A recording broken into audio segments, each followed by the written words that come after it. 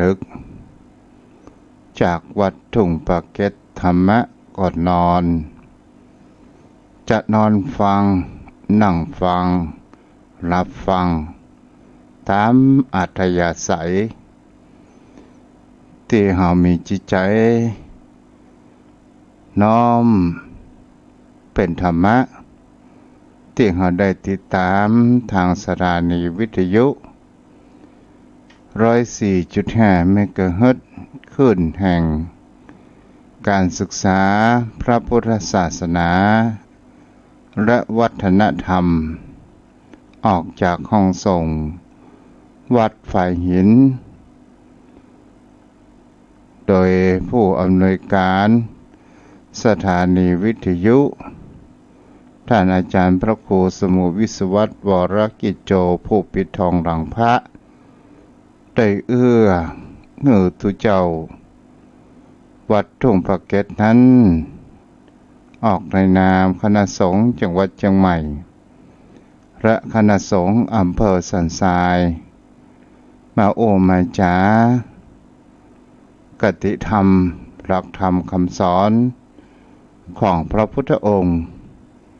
โหโยมพ่อโยมแม่นั้นได้นำเอาไปใช้แก้ไข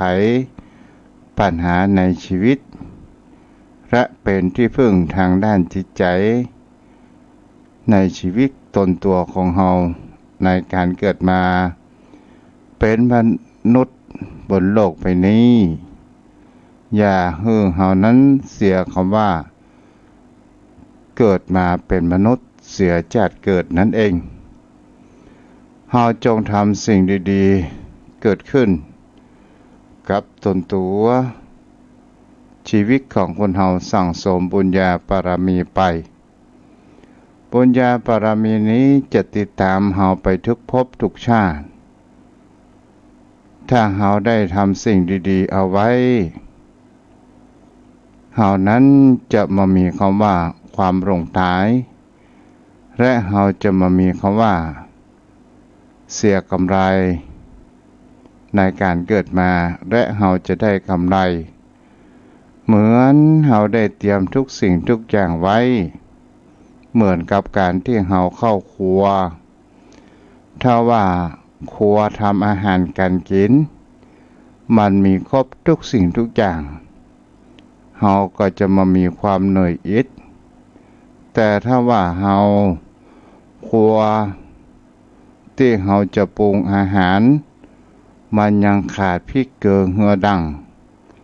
มันก็จะมีความท้อถอยและจะต้องวิ่งหาสิ่งนั้นสิ่งนี้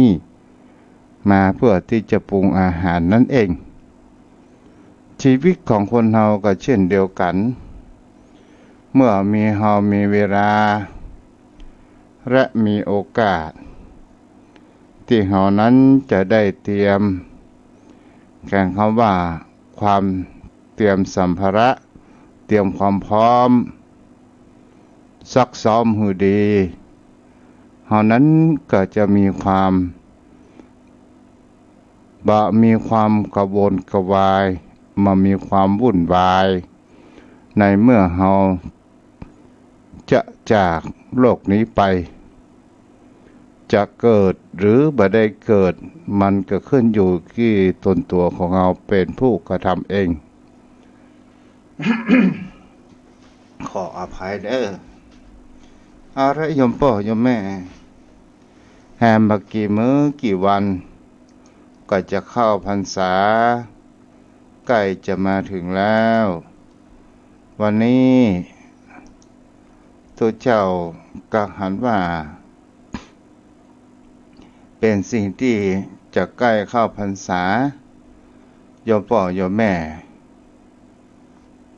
ครั้งพระพุทธองค์นั้นได้ตรัสรู้เป็นพระสัมมาสัมโพธิญาณก็ได้ประทับอยู่ที่อุรุเวลาเสนานิคมจำนวนอยู่7 สัปดาห์หลังจากนั้นก็มีความระลึกถึงบุญคุณของดาบททั้งสองผู้เป็นครูบาอาจารย์อุทกดาบท อาราธดาบททั้งสองนี้เมื่อพระองค์นั้นได้รับทราบว่าถึงแก่กรรมไปเสียแล้วแต่ก็ยังระลึกถึงแห่งคุณของผู้อุปถัมภ์อุปถากครั้งเมื่อในการบำเพ็ญเพียรตอนที่บำเพ็ญเพียรทุกขกิริยาก็คือพระปัญจวัคคีย์ทั้งห้าผู้นี้ผู้มีความหมดศรัทธาในตัวพระองค์เองที่หันมาบำเพ็ญทางจิตก็ได้หนีไปอยู่ที่ป่าอิสิปตนมฤคทายวันโยมพ่อโยมแม่ในเหตุการณ์พรรษาแรกเมื่อพระพุทธเจ้ามีอยู่แล้วพระธรรมคำสอนขององค์สมเด็จพระสัมมาสัมพุทธเจ้าอยู่แล้วก็ยังบ่สามารถที่จะเป็นพระรัตนตรัยยังมามีสงฆ์สาวกเกิดขึ้นเตื้อโยมพ่อโยมแม่พระองค์นั้นก็ได้ไปที่แคว้นกาสีเมืองพาราณสีศรัทธาญาติโยมพระพุทธองค์นั้นก็เพื่อที่จะเสด็จไปโปรดปัญจวัคคีย์ทั้งห้าอันมีคำว่าอัญญาโกฏัญญะวัปปะภัททิยะมหานามะอาชชิเป็นผู้แสวงหาแห่งความหลุดพ้นก็เช่นเดียวกันเมื่อได้มีความเสื่อมศรัทธามามีความเลื่อมใสในตนตัวของพระพุทธองค์ได้ตกลงกันว่าต่อไปถ้าว่าสิทธัตถะเสด็จมา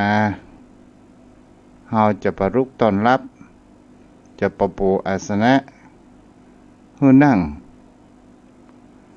ครั้งเมื่อเจ้าชายสิทธัตถะบรรลุเป็นพระสัมมาสัมโพธิญาณแล้วพระองค์นั้นก็ได้มาที่ป่าอิสิปตนมฤคทายวันศรัทธาญาติโยมทั้งหลายในสิ่งที่ปัญจวัคคีย์ทั้งห้านั้นได้ตกลงกันว่าจะประรุกต้อนรับใดๆทั้งสิ้นก็ได้ลืมสัญญากันไปทั้งหมดแล้วก็ลุกขึ้นต้อนรับบาตรและจีวรแต่ปากยังแข็งอยู่ยังบ่เข้าอู้จาทักทายพระพุทธองค์สักเท่าใดเตื้อและก็ได้ขึ้นว่าอาวุโสโคตมะซึ่งเป็นคำไทยว่าโคนโคตมะที่เป็นนามของพระตถาคตเจ้าหรือองค์สมเด็จพระสัมมาสัมพุทธเจ้านั่นเองเมื่อได้ยินเช่นนั้นพระพุทธองค์ก็ยังได้อุจากับพระปัญจวัคคีย์ทั้งห้าว่าบัดนี้เราเป็นพระสัมมาสัมโพธิญาณแล้วเรารู้แห่งคำว่าสัจธรรมแห่งความจริงเกิดขึ้นเพื่อพระปัญจวัคคีย์ทั้งห้าศรัทธาญาติโยมทั้งหลายหาจริงหรือก็โดยการที่พระอัญญาโกณทัญญะนั้นอัญญาโกณทัญญะได้หันแห่งพระรัศมีแห่งองค์สมเด็จพระสัมมาสัมพุทธเจ้าว่ามีวรรณะเปล่งปลั่งดูหน้าความเริ่มใสเกิดขึ้นก็เลยได้มีการยอมเกิดขึ้นพระพุทธองค์นั้นก็ได้อู้ถึงธรรมจักรปวัตตนสูตรอันซึ่งมีเนื้อหาใจความว่าเกี่ยวกับทางด้านการปฏิบัติที่ควรพึงกระทำและบ่ควรกระทำหรือว่าบ่ควรดำเนินทางไปในทั้งสองทางก็คือ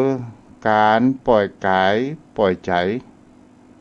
เพื่อมีความสนุกเพลิดเพลินในกรรมคุณทั้งห้ากรรมคุณทั้งห้าก็คือคำว่ารูปเสียงกลิ่นรสสัมผัสนี้เรียกว่ากามสุขลิกานุโยคแปลเป็นเนื้อหาใจความว่าความหมกมุ่นอยู่ในกามในกามสุข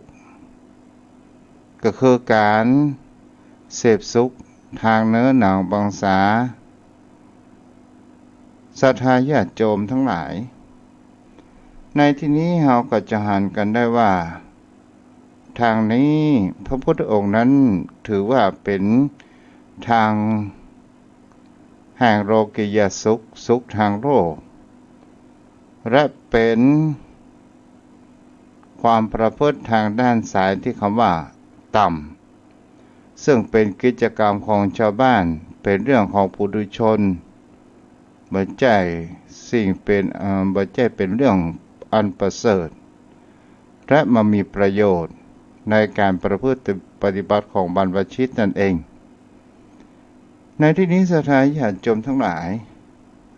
เราก็จะหันกันได้ว่ารูปเสียงกลิ่นรสสัมผัสสิ่งเหล่านี้โยมพ่อโยมแม่ก็เข้าใจอยู่แล้วว่า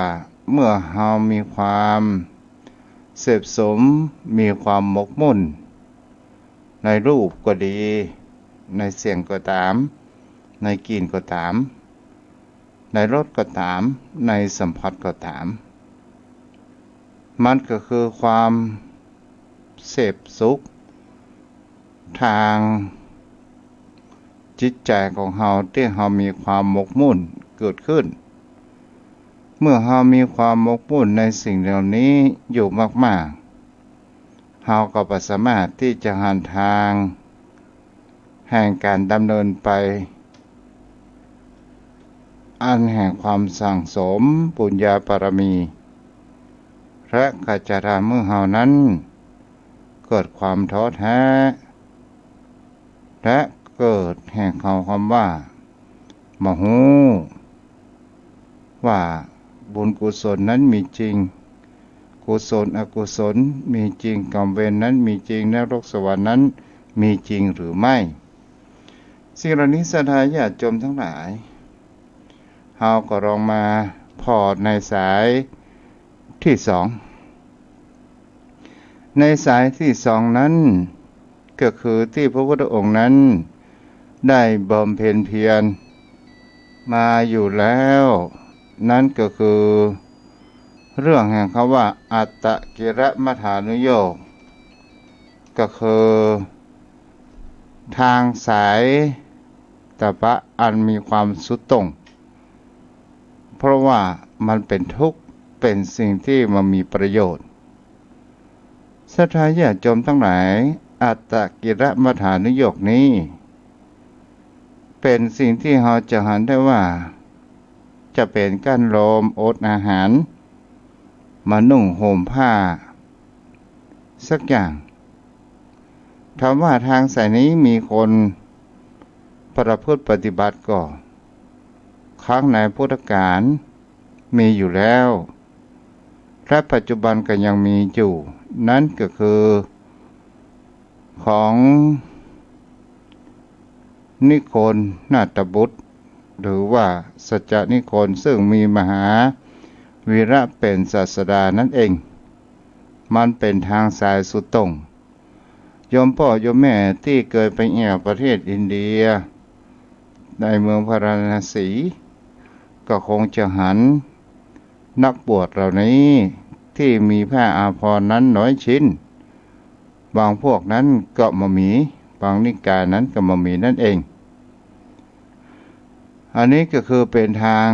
อัตตกิรมัฏฐานุโยคพระพุทธองค์นั้นก็ได้ลองอยู่แล้วแต่มันก็บ่ใช่เป็นทางสายที่ทำให้หลุดพ้นแต่มีนิโคลซึ่งมีศาสดาชื่อว่ามหาวีระปัจจุบันก็คือเป็นลัทธิเชนนั่นเอง โยมพ่อโยมแม่ในขั้นที่สองจะเห็นได้ว่าพระพุทธองค์นั้นแสดงถึงแห่งคำว่าสายกลางคือปัญจวัคคีย์ทั้งห้าคือมัชฌิมปฏิปทาคืออริยมรรคซึ่งมีองค์แปดอันได้แก่ ก็คือความเห็นชอบดำริชอบเจรจาชอบการงานชอบเลี้ยงชีพชอบพยายามชอบระลึกชอบตั้งใจมั่นชอบในสิ่งเหล่านี้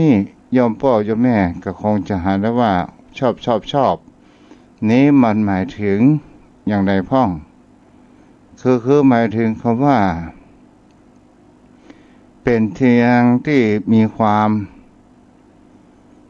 สมควรก็คือความเห็นชอบก็คือเป็นผู้มีสัมมาทิฏฐิสัมมาทิฏฐิก็เป็นสิ่งที่คนเฮานั้นก็จะหันกันได้ว่า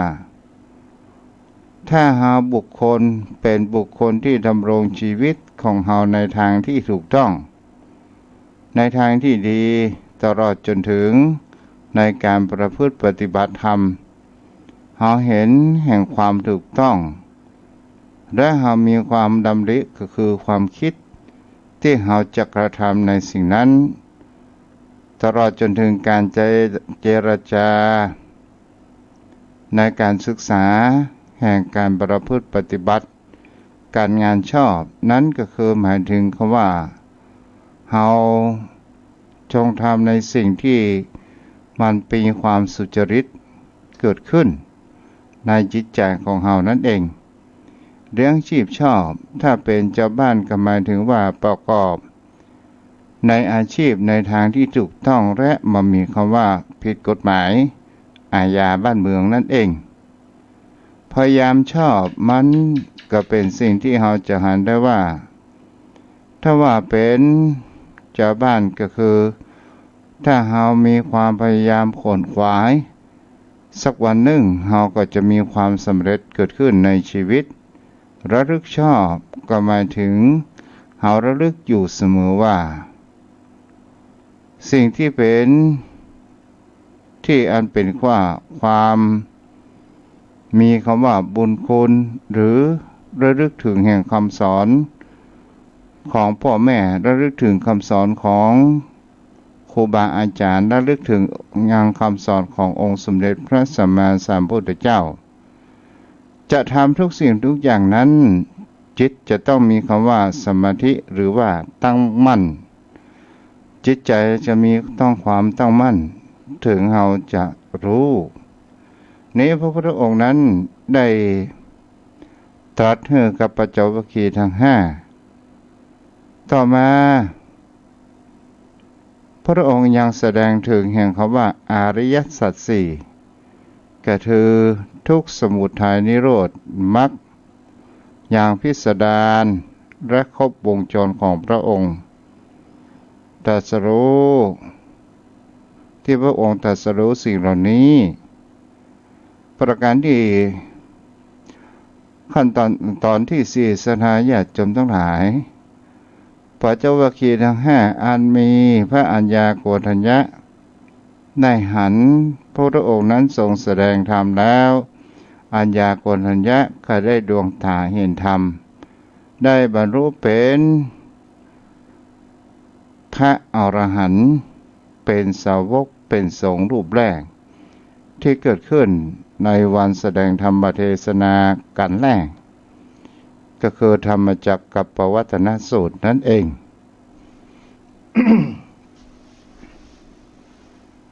เจ้าพ่อเจ้าแม่เฮาก็มาอยู่กับกันในตอนนี้ถ้าเฮาถึงเกี่ยวกับว่าอริยสัจสี่สัทธาญาติโยมถ้าเฮาลองมาไต่ตองดูดีๆในหลักธรรมแห่งอริยสัจสี่ของพระพุทธองค์นี้เฮาจะเห็นได้ว่าชีวิตของคนเฮานั้นจะต้องมีคำว่าทุกข์มาก่อนอยู่เสมอทุกข์บางครั้งบางคราวก็เป็นประตูเข้าไปสู่แห่งความหันธรรมไปสู่ประตูแห่งธรรม โยมพ่อโยมแม่เฮาก็ลองมาสังเกตดูว่าถ้าวิถีชีวิตของคนเฮานั้น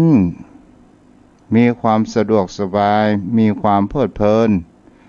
ในทรัพย์สินสมบัติอยู่มากมายมีความสุขและไม่มีโรคภัยไข้เจ็บมาเบียดเบียน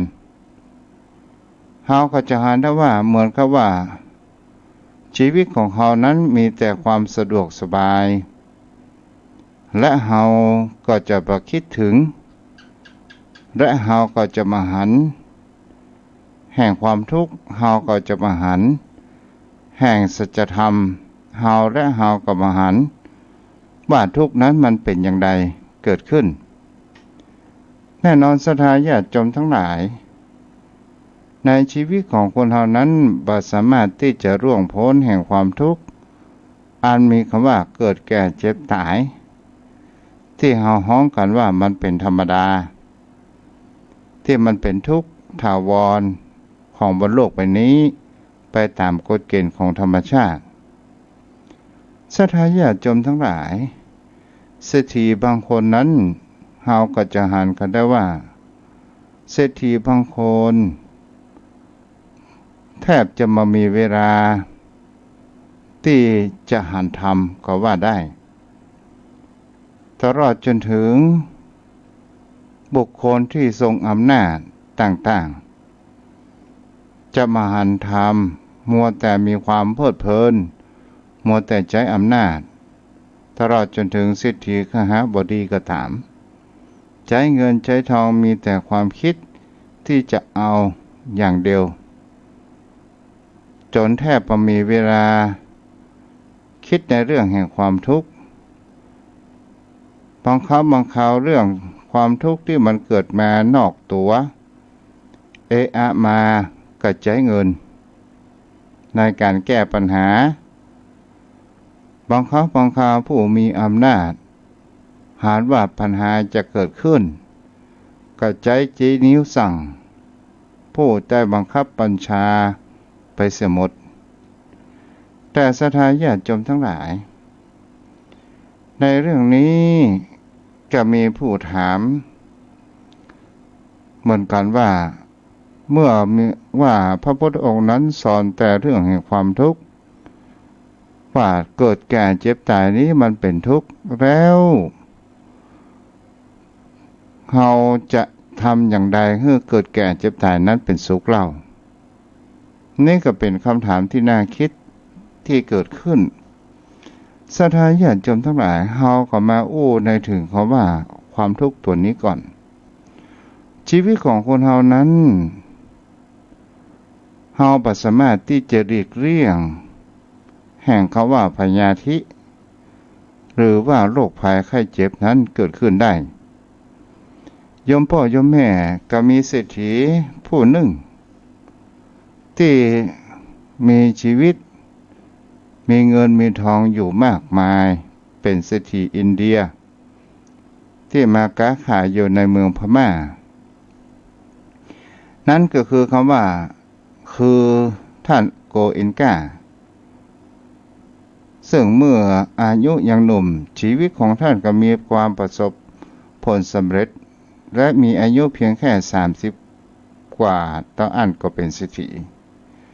ทำธุรกิจก้าวหน้าได้รับการยกย่องจากผู้นำพ่อค้านักธุรกิจชาวอินเดียในเมียนมาหรือว่าประเทศพม่าของเฮานั่นเองท่านมีความจำเป็นที่จะต้องมาสนใจเกี่ยวกับเรื่องธรรมะแต่ก็เป็นสิ่งที่เฮาจะหันกันได้ว่าแต่โรคภัยแค่เจ็บมันก็จะต้องมีคำว่าเข้ามาเบียดเบียนตกมาอยู่วันหนึ่งศรัทธาญาติโยมทั้งหลายท่านนั้นก็ปวดหัวไมเกรนอย่างรุนแรงปวดหัวมากรักษาอย่างใดก็มาหายยิ่งรักษาก็ยิ่งเจ็บปวดครับโรคไมเกรนที่มีความปวดหัวจนใจในการระงับด้วยโมร์ฟีนมากขึ้น จนจะเกิดติดคำว่าติดโมอร์ฟีนเกิดขึ้นเสี่ยงเงินเสี่ยงทองเสี่ยงเวลาไปกับโมอร์ฟีนและก็ยังมาหายเจ็บปวดยังโรคไมเกรนและก็มีคนแนะนำท่านว่าท่านลองทำสมาธิภาวนาทั้งตอนแรกนั้นท่านโกเอนกาก็ยังมีคำว่ามิจฉาทิฏฐิบ้านเฮาหอว่าทิฏฐิยังบอกเขามีความเชื่อถือก็ยังเสียเวลาทำมาหากินอยู่ยังบ่ตัดสินใจที่จะไปสนใจในเรื่องการภาวนาสนใจในเรื่องธรรมเกิดขึ้นศรัทธาญาติโยมทั้งหลายก็มีตกมาอยู่วันหนึ่งอดทนก็อยู่ไปได้ก็เลยหาทางเลือกลองไปปฏิบัติธรรมกับท่านอาจารย์ครูบาอุบาคินซึ่งเป็นฆราวาสที่เป็นอาจารย์กรรมฐานคนหนึ่งของในพม่านั่นเองคือเหตุที่ทำให้ท่านพบกับธรรมะศรัทธาญาติโยมทั้งหลายในสิ่งเหล่านี้เราก็จะเห็นได้ว่าวิถีชีวิตของคนเฮานั้นถ้ามันมามีคำว่าทุกข์มาก่อนเฮาก็คงจะมาหันธรรมอย่างกับโยมพ่อโยมแม่เฮาก็ลองมาสังเกตที่เฮาบ่นกันนักกันหนาที่เฮามีความอิจฉาเพราะอ่อนในรุ่นปัจจุบันเฮาจะหันได้ว่ารุ่นของโยมพ่อโยมแม่กันตลอดจนถึงทวนตัวตุ้ยเจ้าก็ยังได้หันสภาพนั้นอยู่นั่นก็หมายถึงคำว่าเมื่อสมัยโยมพ่อโยมแม่เป็นละอ่อนประการแรกก็ต้องทำนาทำไร่ตลอดจนถึงได้แบกน้ำขนน้ำใส่หม้อใส่ไหแถมปอถ้าเป็นลูกเป็นยิงต้องตื่นเจ้าลุกนึ่งข้าวเป่าไฟอยู่เสมอเมื่อเวลาไก่ขันตีห้าแถมประการหนึ่งศรัทธาญาติโยมทั้งหลายในยุคนั้นสมัยนั้นกว่าจะได้เรียนปอายุ7 ปี6 ปี7 ปีแล้วก็เป็นนักเรียนคงรองเท้าดีๆไม่ได้ใส่แค่เกือบแท้บางครั้งก็เดินตีนเปล่าไปและก็เป็นสิ่งที่เราก็จะหันกันได้ว่าผู้คนในสมัยโยมพ่อโยมแม่ก็ต้องมีความว่าลำบากอดทนมีความทุกข์อยู่มากมายและก็เป็นสิ่งที่เราจะหันกันได้ว่าเราแทบจะอาหารของกินลำๆดีๆอยู่มากมายจะมีแต่น้ำพริกผักนึ่งแกงแคเสาะปูเสาะปลามาแกงบางคราวคนที่เป็นอ้ายเป็นพี่สาววันหยุดก็ไม่ได้หยุดเพราะว่าแม่เอาน้องให้ดูแลเมื่อดูแลน้องก็ไม่ได้ไปเหี่ยวตามวัยแห่งความเป็นละอ่อนนี่แหละศรัทธาญาติโยมทั้งหลายเฮาก็เรามาดูว่าเฮาก็หันทำเพราะว่าสิ่งที่เฮานั้นได้ระกำลำบากด้วยความมุ่งมั่นและมีความอดทนตลอดจนถึงธรรมะก็คือความข่มจิตข่มใจมันก็นำมาสู่แห่งคำว่าเฮารู้ทุกอย่างลำบากและเฮาสามารถใจรักธรรมที่เฮาฟันฝ่ามานั้นแก้ปัญหาชีวิตของเฮานั้นได้ ทุกข์เมื่อมีความทุกข์แล้วเราก็สามารถที่จะเรียนรู้เกิดขึ้นกับในชีวิตตนตัวของเราและเราสามารถที่จะแก้ไขได้นั่นเองและก็เป็นสิ่งที่เราจะหากันได้ว่ามันก็นำพามาแห่งคำว่าสมุทัยนิโรธมรรคสมุทัยก็คือเฮารู้ต้นเหตุสาเหตุว่าทำไมเฮานั้นถึงมีความทุกข์ในจิตใจอยู่มากมายเฮาก็ลองมาดูสังเกตตามที่พระพุทธองค์นั้นบอกว่าความทุกข์ที่มันเกิดขึ้นมันเป็นสิ่งที่บางครั้งบางคราวจิตใจของเฮาต่างหากที่โล่นไปหามันไปยับตัวมันในความสอดรู้สอดหันของจิตของใจของเฮานั่นเองมันก็ก่อให้เกิดแห่งความหมองหวั่นจิตหมองหวั่นใจเกิดขึ้นอย่างเช่นโยมพ่อโยมแม่ได้รับข่าวว่ามีหมู่บ้านนั้นเกิดอุทกภัยน้ำท่วมศรัทธาญาติโยมทั้งหลาย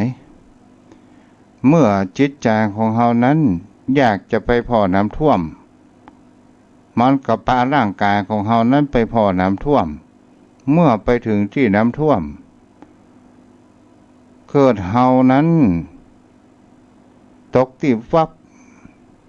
ก่อให้เกิดแห่งการดิกน้ำแล้ว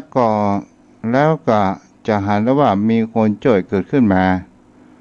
นี่ก็คือเฮาจะหันว่าต้นเหตุเพราะว่าจิตใจเฮาอยากจะสอดหูสอดหันว่าน้ำท่วมในหมู่บ้านนั้นสูงมากขนาดไหนเกิดเฮาหมองหูตีหูตางเฮาพัดลงพะเลิดลงไปเฮานี้เฮาจะหันได้ว่ามันเนื้อผ้าของเฮานั้นเปียกโชนไปต่างๆเกิดบาดแผลขึ้นมานี่ก็คือตัวต้นเหตุอยากรู้จักหันนั่นเอง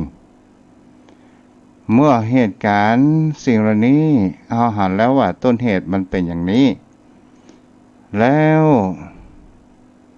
นิโรธมรรคก็คือเป็นตัวของแห่งคำว่าหนทางเฮาก็มาลองดูว่าเมื่อจิตใจของเฮานั้นมันสากจะหูจะหันและมันมีวิธีทางและว่าเฮาจะไปพอน้ำท่วมนั้นอย่างใดเช่นเฮาใช้มอเตอร์ไซค์จักรยานหรือเดินอย่างใดอย่างหนึ่งเมื่อเฮาไปแล้วเมื่อเฮาไปหาน้ำเสร็จแล้วก็คือตัวคำว่านิโรธเฮาหันแล้วเฮาสบายใจแต่ถ้าว่าเฮาพะเลิดลงไปเป็นทุกข์ศรัทธาญาติโยมทั้งหลายและก็ในหลักธรรมขององค์สมเด็จพระสัมมาสัมพุทธเจ้าต้นเหตุแห่งความทุกข์ทั้งมวลก็คือตัวของคำว่าอวิชชาหรือมีคำว่าในอิทธิปัจจยตาที่เกิดขึ้นที่เป็นหลักธรรมเอื้อกันซึ่งกันและกันอวิชชาก็คือความมืดบอดโยมพ่อโยมแม่ก็คงจะได้รับทราบได้หูเพราะว่าทุกเจ้าอู้หลายเตื้อหลายหนแล้วและก็เป็นสิ่งที่เราจะหันกันได้ว่าอวิชชาตัวนี้ก็คือตัวปิดบังจิตใจเมื่อเราหันทำปิดบังแห่งคำว่าจะหันได้ว่าไม่เห็นลงศพไม่หลั่งน้ำตาบางคนบางท่านบอกว่าเฮาไปฟังธรรมกันบ่ว่าไปนี่หยังมีความสุขสบายมีปัญหาอย่างใดๆทั้งสิ้นก็ตกมาอยู่วันหนึ่งศรัทธาญาติโยมทั้งหลายไปตรวจสภาพร่างกายว่าเป็นโรคนั้นโรคนี้ใจตกตาตุ่มถ้าเฮามาพวกอยู่ในปัจจุบันอย่างเช่นเฮาบ่สบายในร่างกายของเฮาอย่างใดอย่างหนึ่ง โอ้ตกตาตุ่มสะทายญาติโยมทั้งหลายและก็นึกถึงแห่งความตายละอย่างครับเช่นโรคมะเร็งทั้งสามาหายโอ้สะทายญาติโยมทั้งหลายเฮาอู้กันง่ายๆก็ได้อย่างเช่นคนข้ามบ้านเฮาติดโควิดโยมพ่อโยมแม่ก็จะหันกับมีความกังวลกวายกันละในจิตในใจว่าโอ้นี่ไปที่ไหนพ่องเขาไปที่ไหนพ่องแล้วมันอยู่ข้างบ้านเฮานี่เฮาหันกันกู้วันเฮาก็ได้อู้จากกันตัวเฮาบ่แรงกล้าก็มีความกังวลกวายในจิตในใจเกิดขึ้นการนั้นก็หันล่ะ มีคนในบ้านเฮาไปตรวจปะโอ้เป็นแล้วก็เกิดขาดสติตั้งรับบ่ได้ก็เลยที่จะหันว่าโอ้เวลาที่เฮาผ่านมานั้นเฮามัวแต่เพลิดเพลินในชีวิตประกอบไปด้วยกิเลสตัณหาอยู่มากมายได้เบียดเบียนคนอื่นได้มีความโลภไปต่างๆนานาเฮาบ่ได้สร้างคุณงามความดีไปเลย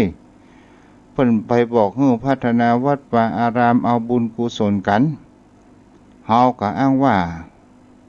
ไปบ่ได้บ่มีไฟว่าบ้านพ่อจองบางคนก็บอกว่าบ่ได้ไปไอ้น้อยมันให้บางคนก็อ้างว่าโอ้จะไปยากการอยู่บ่มีเวลานะเมื่อเขาแยกไปก่อนเถอะบางคนก็ชอบอ้างว่าเขาบกก็บ่มีดเขาก็เอาไปช่วยบ่ได้บางคนก็บอกว่าเอาไว้หั่นก่อนอ่านคำว่าไว้หั่นก่อนเนี่ยศรัทธาญาติโยมทั้งหลายไว้หั่นก่อนบึดก่อนผูกก่อนฮือก่อนสืบผูกสืบฮือสุดท้ายก็พลาดการเกิดมาเป็นชีวิตบนโลกใบนี้เวลามีอยู่มากมายใช่เวลาเมื่อเฮาเป็นละอ่อนเฮาก็สุขสนเล่นเวลาเป็นหนุ่มเป็นสาวเฮาก็มัวแต่การศึกษาพอเวลาวัยทำการทำงานเฮาก็เซาะการเซาะงานและมีคู่ครองอันเวลาวารีนะมันจึงเป็นสิ่งที่ไม่คอยใครเรือเมล์และรถไฟมันก็ไปตามเวลาโอ้ยโอเอและอึดอัดมักจะพลาดปรารถนาชวดแล้วจะโศกาโอ้อนิจจาเราช้าไปวันนี้ไว้เพียงเท่านี้เนาะโยมพ่อโยมแม่ต่อไปจะเป็นการอู้จาสนทนาธรรมสามารถที่รับฟังติดตามเข้ามาได้เนาะวันนี้ต่าง Facebook มีต่างแม่ทองคำที่วงคำแล้วก็มีต่างกฤษณาเนาะถ้าอ่านภาษาอังกฤษผิดก็ขออภัยแล้วก็มีต่าง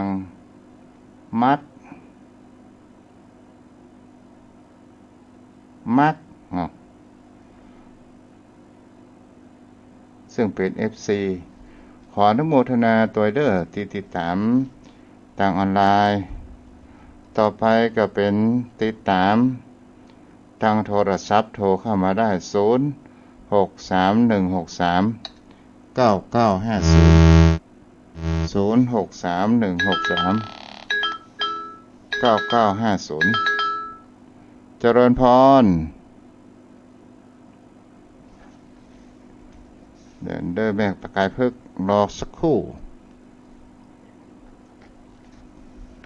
เจริญพร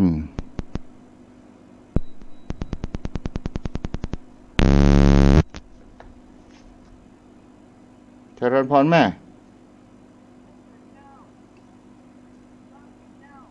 เจ้าอ๋อแจ็คมันบอกเขาดีแม่ รอสักคำจะวันนี้บัดได้รับเนาะ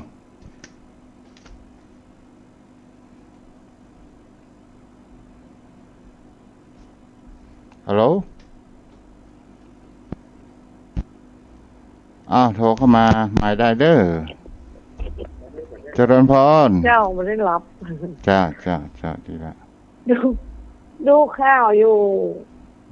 วันนี้วันพุธนี่เนาะจ้าเดี๋ยวพี่ยุมาฟังมาเดียวนี้พอดีครับจ้าดีละแม่ฮัลโหล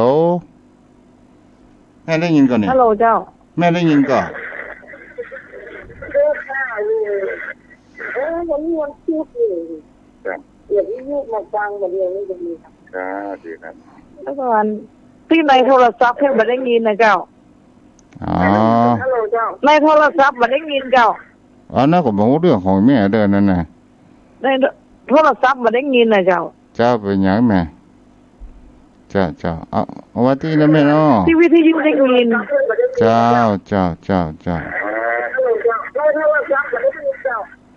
้าที่เด้อแม่บุรักษาเจ้าโทรเข้ามาใหม่เด้อไผโทรเข้ามา0631639950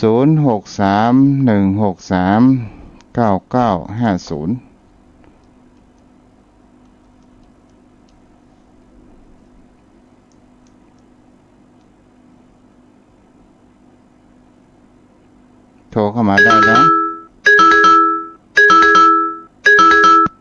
เจริญพรแม่บัวบุญกราบนมัสการเจ้าของแม่เองได้ยินเจ้าทีมันเป็นธรรมดาแม่เกี่ยวกับสัญญาณก็ได้เจ้าแล้วกราบนมัสการพระอาจารย์สมุทรวัฒน์โดยเจ้าเพราะว่าบะหมี่เปิ้นเฮาก็บ่ได้มาสื่อสารกันอย่างนี้เนาะถูกแล้วแม่มันลายแบบเหมือนได้โอ้กันโดยตรงนี่นะจ้าแม่ล่ะแม่วันนี้เทศได้ลึกซึ้งดีเนอร์วันนี้นะวัวแต่ก็แต่เนาะแม่ว่าวันนี้ดีส่วนมากจะเป็นบาลีอย่างไปชักคนมาวิตกกลัวโควิดนักเนาะแม่ไปส่งผ้าไปกลัวแม่ว่าแม่มาไปกลัวว่ายางแม่เย็บผ้าไปส่งแล้วก็มาเย็บบ้านมาได้เนาะแต่เจ้าไปหาหมอเนาะไปเพราะว่าหมอนัดก็ไปหาหมอไปเช็คร่างกายกับมีการค่าปกติแล้วก็ทุกเจ้าก็ถามหมอว่าหมอ ขอคำยืนยันจากหมอมาได้ว่าเฮาฉีดวัคซีนเนี่ยถ้าเฮาเป็นโรคอย่างกับทุกเจ้าเนี่ยเฮาฉีดได้ก่อเปิ้นก็บอกว่ายิ่งมีโรคน่ะยิ่งจะควรฉีดไว้เพราะว่าป้องกันเพราะว่าเชื้อโรคจะเข้าสู่ในหัวใจในร่างกายของเฮานั้นมันง่ายถ้าเฮาฉีดมันก็มีอัตราแห่งเขาว่าเสี่ยงหรือว่ามันก็บ่ถึงเขาว่าขั้นตายแต่คนที่มีความแข็งแรงเหมือนว่าเราอ่อนวัยรุ่นอย่างก็ตามเขายังมีความภูมิต้านทานสูงแต่ก็ควรฉีดเหมือนกันเป็นสิ่งที่อันนี้เปิ้นอู้เนาะก็ทุกเจ้าก็เลยว่าอย่างนั้นกันเลยไปสมัครฉีดนี่กันบนดีวัคซีนของทุกเจ้ามันเหลือวันพวกจะไปฉีดนะไปฉีดก็ดีป้องกันว่าดีมันบ่ได้ลงปอดมันว่าไอ้นะเจ้าเวลาเป็นเนี่ยไม่จะได้เป็นน้อยจ้ะการท่านก็สมัยมีหีมันเหี่ยเนาะอันตรายหมดไปละแม่ฉีดไว้ก็ดีเหมือนกันน่ะบางทีก็แพ้บางคนนั้นตีบ้านแม่มันติดขโมกขโมนขี้ห่างมันว่าอีนะเป็นเรื่องแต่เป็นอาการของเปิ้นเนาะมันเป็นปัจเจกบุคคลเนาะจ้าบางคนก็ดีบ่เป็นหยังฉีดเถอะก็ดีน่ะจ้าสาธุนะเจ้าผู้รักษาเด้อเจ้าโทรเข้ามาได้เนาะแม่แดงใครจะโทรเข้ามาแหมป้อนานสายานก็โทรเข้ามาได้เนาะ มีไผหลายท่านหลายคน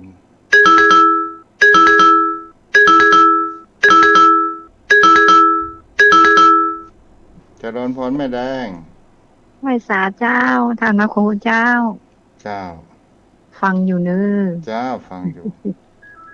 เจ้าอู้กันเข้ามาได้เลยแม่ห่างไกลวิทยุหน่อยเด้อเจ้ายังไม่ได้ฉีดแต่รอแม่เจ้าเพิ่นยังบ่บอกเพิ่นยังมายังบ่สมัครจ้าแม่บ่สมัครอ่ะไปแล้วเหรออ๋อจ้ายังมาเตื้อแล้วก็มาใดก็บ่ฮู้เตื้อเนาะเจ้าก็รอไปอีกอ่ะจ้าเจ้าบุญรักษาได้แม่เด้อเจ้าไหว้สาเจ้าจ้าบุญรักษาเจ้าโทรเข้ามาได้เด้อ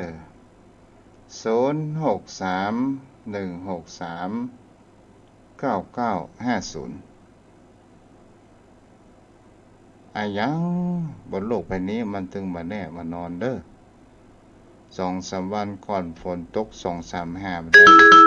บางทีบางแห่งน้ำท่วมเริ่มมายังแม่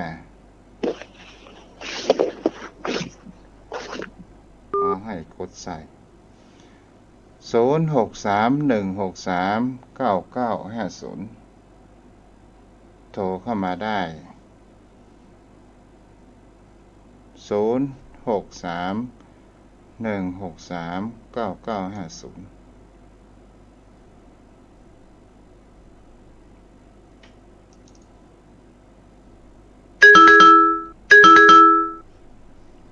เจริญพรพ่อนานครับขอกราบแต่ใต้ไวสาในบารมีธรรมท่านเจ้าครับเอาอันอู้ถึงวัคซีนที่ไปฉีดมันก็ดีท่านพระคุณเจ้ามันก็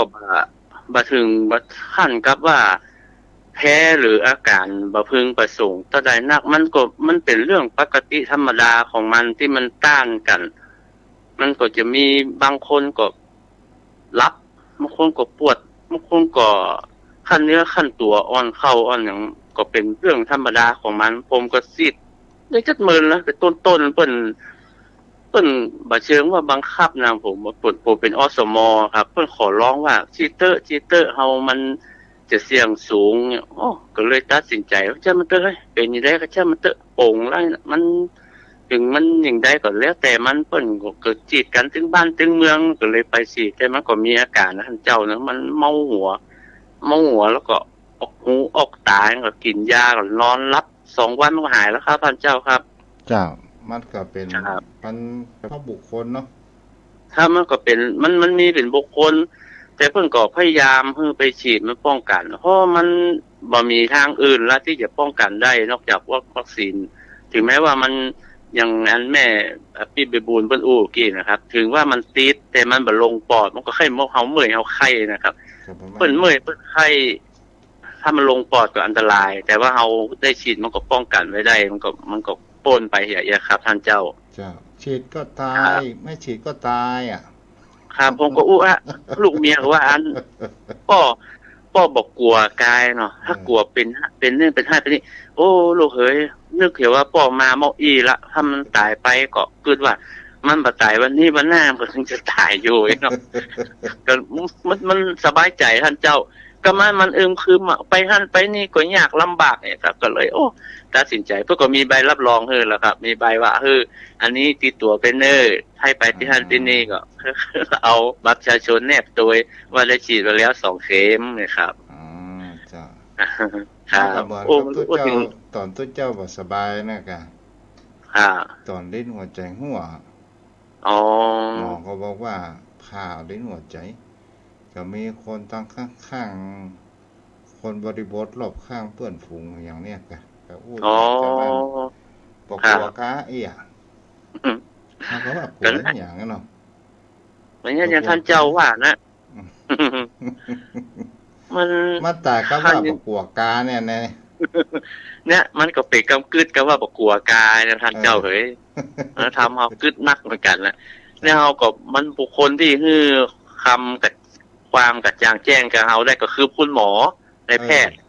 อย่างนี้ความรู้กระจ่างแจ้งเฮาได้ดีที่สุดครับ อันเนี้ยหมอถ้าเฮาฟังท่านไปฟังที่ไหนมาโตตัวเจ้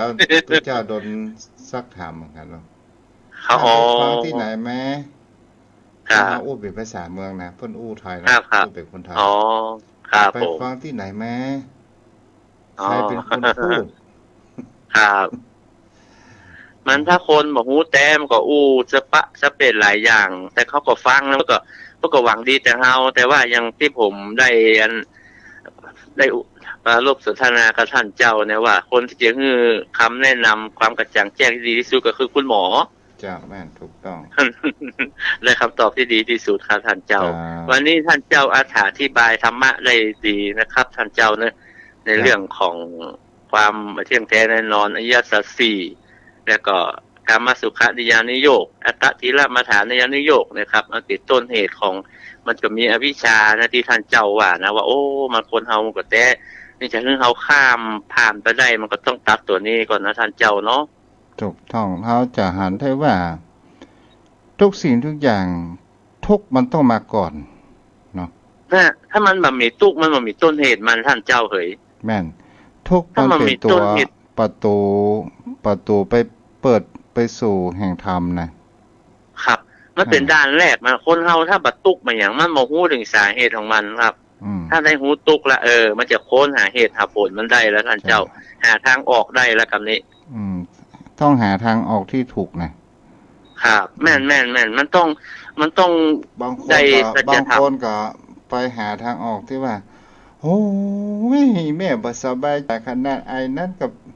เป็นกินเหล้ากินยาจะเอาอย่างมาสกัดกั้นมันโอ้โหปวดหัวใจพ่อบ้านกับเป็นเลือดเป็นจมเป็นหั่นเป็นนี่อีแม่บ่สบายใจตุ๊เจ้ามีเตียนอะไรอย่างตามก็มันไม่ใช่หนทางในทางพ้นทุกข์ท่านเจ้าเฮ้ยมันไปในทางที่ผิดแล้วครับมันแก้ไปถูกทางแล้วท่านเจ้าเนาะถูกต้องครับผมขอได้สนทนากับท่านเจ้าที่อีเนาะเปิดโอกาสให้คนอื่นเพิ่นได้สนทนากับท่านเจ้านะครับวันโอกาสไหว้สาเก็บใกล้ไหว้สาครับผมไหว้สาครับเจริญพรบุญรักษาอ้าวแม่อ๋อย268โทรมาได้อยู่เด้อ ได้แหมสัก2 สายอยู่เนาะโทรมาเว้ยๆเด้อโทรมาเลย268นี่ของไผลงท้ายด้วย268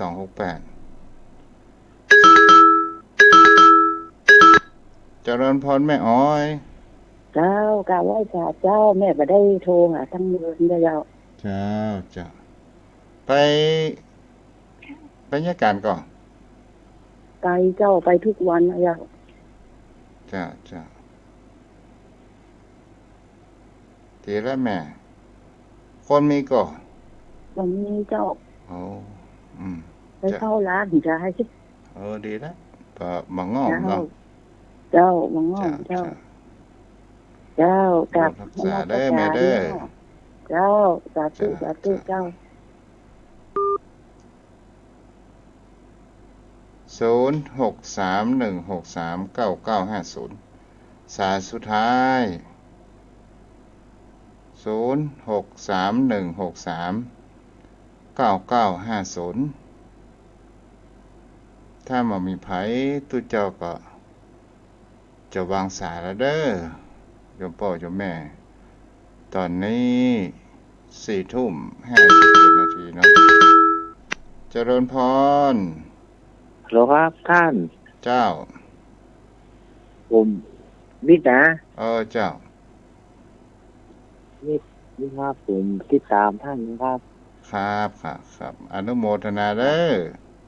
ครับผมจ้าครับเจริญพรอุรักษาอะไรโยมพ่อโยมแม่ก็คงจะจบไปเพียงเท่านี้เด้อขอโยมพ่อโยมแม่ก่อนนอนก็ไหว้พระแผ่เมตตาแล้วก็นอนรับฝันดีขอพ พุทธานุภาพธรรมานุภาพสังฆานุภาพปกปักรักษาโยมพ่อโยมแม่เมื่อปราศจากโรคภัยไข้เจ็บมีสิ่งดีๆคุ้มครองโยมพ่อโยมแม่นอนรับฝันดีราตรีสวัสดิ์กันเนอะวันนี้จบไว้เพียงเท่านี้ขอเจริญพร